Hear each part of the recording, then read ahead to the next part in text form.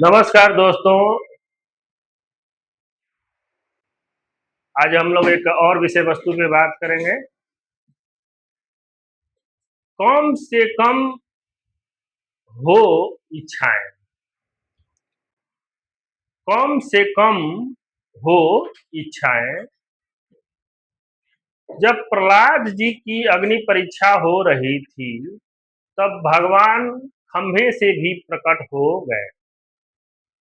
नरसिंह स्वरूप प्रकट हो गए। धरती कांप गई जब भगवान ने सबसे पहले हिरण्यकश्यप को उठाया और उसका अंत कर दिया।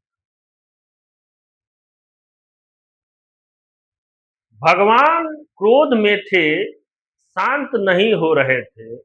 जब प्रहलाद जी ने ही भगवान से प्रार्थना की, बड़ी लंबी प्रार्थना की, भक्त की महिमा को विस्तार से बताया, भगवान की परम उदारता का बखान किया। प्रहलाद जी ने नरसिंह प्रभु से प्रार्थना करते हुए बहुत लाड प्यार से किया। तब प्रभु शांत हुए, खुश हुए और कहा, कुछ मांगो। तब क्या कहा प्रहलाद जी ने, सुनिए। कहा कि प्रभु हमें आपसे कुछ नहीं चाहिए। भगवान ने कहा कि मांगो, बहुत खुश हूं। प्रहलाद जी ने कहा, मैंने वणिक भक्ति नहीं की है, बनिया वाली भक्ति नहीं की। सम्मान देना है, उसके बदले में पैसा लेना है। मैंने आपकी सेवा की, समर्पित हुआ, भजन किया, स्मरण किया, जो नवधा भक्ति के स्वरूप। किंतु ये सब हमारे किसी उद्देश्य के सिद्धि के लिए नहीं है। इसके लिए हमें कोई रिटर्न गिफ्ट नहीं चाहिए। यह सब हमने आपकी सेवा के लिए स्वेच्छा से किया है। इसका कोई सकाम उद्देश्य नहीं था। जो कि किया है निष्काम भाव से किया है। हमारे पास जो भी है वह आपको ही दिया, कुछ लेने के लिए नहीं दिया। भक्त अपने स्वामी के लिए सर्व अर्पित करता है, उसकी खुशहाली के लिए, उसके बदले में कभी नहीं कहता है कि हमें आप कुछ दीजिए। यही भक्ति का सबसे बड़ा सिद्धांत है। तस्मै खे सुखमा, उसके सुख में सुखी रहना और अपने सुख की परवाह नहीं करना, ऐसी गोपियां हुई। तुलसीदास जी भी हुए। अनेक संत हुए जिन्होंने कभी नहीं कहा कि हमें कुछ चाहिए।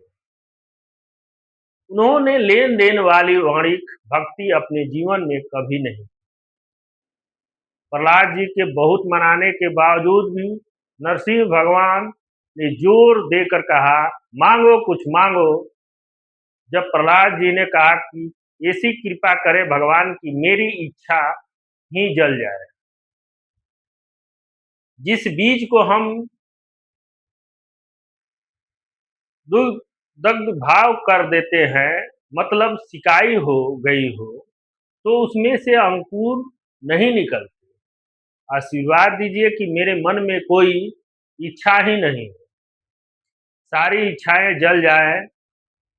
अब क्या इच्छा, जब आप मिल गए, जब मेरा मन आपका हो गया, जब हमारी सभी इंद्रियां आपको समर्पित हो गई, तो क्या इच्छा। इच्छा सुखदायक है, नहीं चाहिए कुछ भी। ध्यान रहे, कोई जब संपूर्ण इच्छाओं को छोड़ता है तब देवता हो जाता है। प्रयास करना चाहिए कि कम से कम इच्छा हो। अनेक महात्मा, ऋषि, संत इस देश में हुए जिन्होंने बिना स्वार्थ संसार की सेवा की।